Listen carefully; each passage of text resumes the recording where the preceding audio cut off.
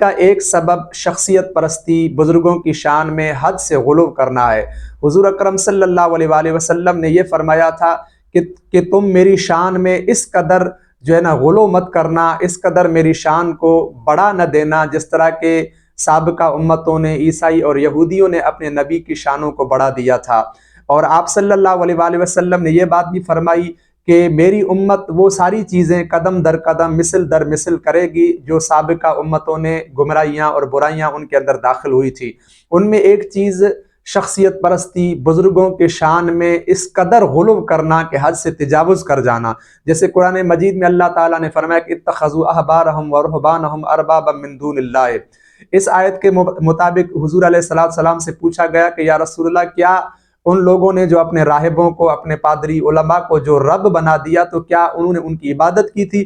تو آپ نے فرمایا عبادت نہیں کی، بلکہ وہ پادری، وہ علماء ان کے لیے جو چیز حلال کہتے، حالانکہ اللہ نے حلال نہیں کی تو وہ اس کو حلال سمجھتے، اور جس کو یہ حرام کہتے تو وہ لوگ جو ان کے مریدین تھے، متعلقین تھے، اس کو حرام سمجھتے تھے، حالانکہ اللہ نے حرام نہیں کی۔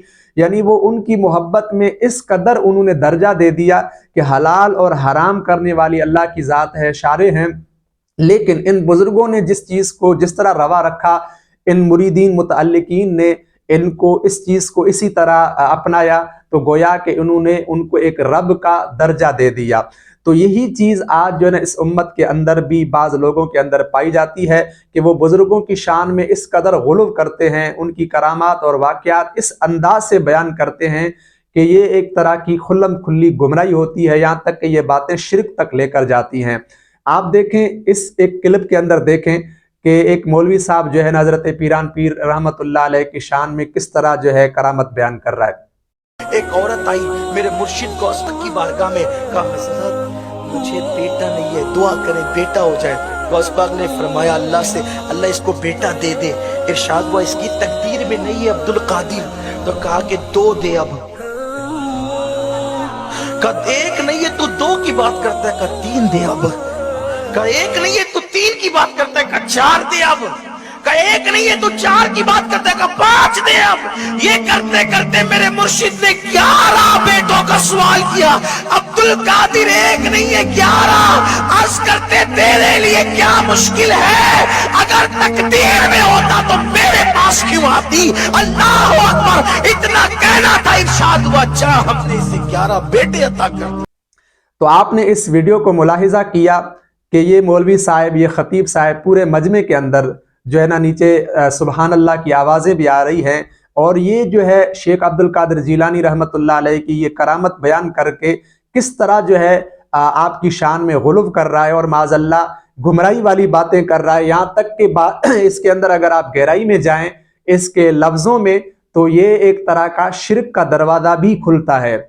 آپ دیکھیں یہ بندہ کہہ رہا ہے کہ حضرت پیران پیر نے کہا کہ تقدیر میں ہوتا تو میرے پاس نہیں آتی، اور پھر پیران پیر اس انداز سے اللہ تعالیٰ کے سامنے جو ہے کہہ رہے ہیں کہ اللہ فرما رہا ہے کہ ایک نہیں تو آپ دو مانگ رہے ہو، تو پھر وہ کہتا ہے اب تین دے دو، پھر کہتا ہے اب چار دے دو۔ اس طرح کرتے کرتے اب اللہ کہتا ہے کہ ایک نہیں ہے، دو نہیں ہے، پھر یہ بندہ کہہ رہا ہے کہ پیران پیر نے 11 بیٹوں کا سوال کیا۔ تو اس کے بعد آپ دیکھیں اس انداز سے جو ہے نا پیران پیر اللہ سے مانگ رہے ہیں، تو گویا کہ اب اللہ دیکھ رہا ہے کہ پیران پیر جو ہے نا اب تو پیچھے نہیں ہٹیں گے، یہ تو تعداد بڑھتی جائے گی، پھر پیران پیر اللہ تعالیٰ نے جو ہے نا اس کی دعا کو قبول کر لیا۔ تو یہ چیز کسی بھی طرح درست نہیں ہے، یہ شیخ عبد القادر جیلانی کے شان میں غلو ہے۔ سب سے پہلی چیز کہ اللہ نے جو چیز تقدیر میں نہیں لکھی وہ کبھی بھی اللہ تعالیٰ عطا نہیں کرتا۔ جو دعاؤں کے ذریعے چیزیں عطا ہوتی ہیں وہ بھی اصل میں تقدیر میں ہوتی ہیں، دعا ایک ذریعہ ہوتا ہے، وہ خود تقدیر میں اسی طرح لکھا ہوتا ہے کہ یہ دعا کے بعد جو ہے نا یہ چیز حاصل ہوگی، باقی جو چیز تقدیر میں نہیں ہے وہ کبھی بھی حاصل نہیں ہو سکتی۔ اور دوسری بات کہ تقدیر میں نہیں ہے اور پیران پیر نے یہ چیز معلوم کر لی، اور تیسری بات کہ اللہ تعالیٰ کسی بھی ولی کے ساتھ اس طرح کلام نہیں کرتا۔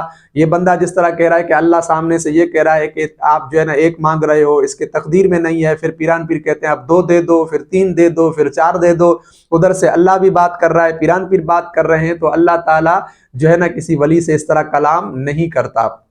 اور تیسری بات کہ آخر جو ہے نا حضرت پیران پیر نے اللہ تعالیٰ کو اس انداز کے ساتھ منوایا، یہ کسی بھی طرح درست نہیں ہے۔ شاہ عبدالعزیز محدث دہلوی رحمۃ اللہ علیہ اپنے فتاوی عزیزیہ کے اندر لکھتے ہیں، شاہ عبدالعزیز محدث دہلوی وہ شخصیت ہیں جن کو 13ویں صدی کا مجدد تسلیم کیا جاتا ہے۔ پاکستان اور ہندوستان کے علماء بریلوی ہوں یا دیوبندی ہوں، ان کے بڑے بڑے علماء نے شاہ عبدالعزیز محدث دہلوی رحمۃ اللہ علیہ کو جو ہے نا مجدد تسلیم کیا ہے۔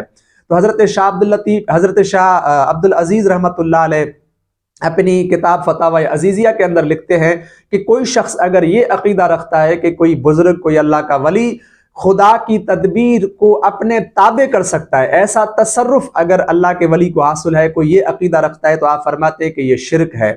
اسی طرح حضرت پیر مہر علی رحمۃ اللہ علیہ اپنی کتاب اعلاء کلمۃ الحق کے اندر آپ لکھتے ہیں کہ شفیع غالب کا عقیدہ جو نا شرک ہے۔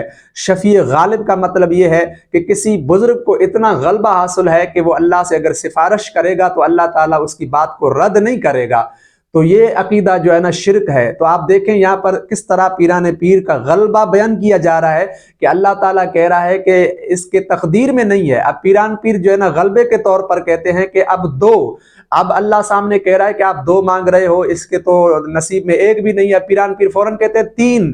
تو اس طرح جو یہ انداز ہے، اس میں شفیع غالب والی بات بھی پائی جاتی ہے، اور اس میں یہ بھی ہے کہ اللہ تعالیٰ کی تدبیر کو جیسے اپنے تابع کر دینا، کہ یعنی اولاد نہیں ہو رہی تو پیران پیر کے پاس عورت آئی، اور پیران پیر سے بھی اس طرح نہیں کہا کہ آپ دعا کرو۔ اب پیران پیر اس انداز سے جو ہے نا اللہ تبارک و تعالیٰ سے مطالبہ کر رہے ہیں، اور جس طرح بندہ دنیا میں کسی جگہ پر جو ہے نا اپنے ایجنڈے پر کوئی مطالبہ کرتا ہے، کوئی احتجاج کرتا ہے، سامنے والا نہیں مان رہا ہے تو اب کہتا ہے کہ میں جو ہے مزید مطالبہ کرتا ہوں، پہلے اس کی بات کر رہا تھا، اب تم نہیں مان رہے ہو تو اب یہ بھی دو۔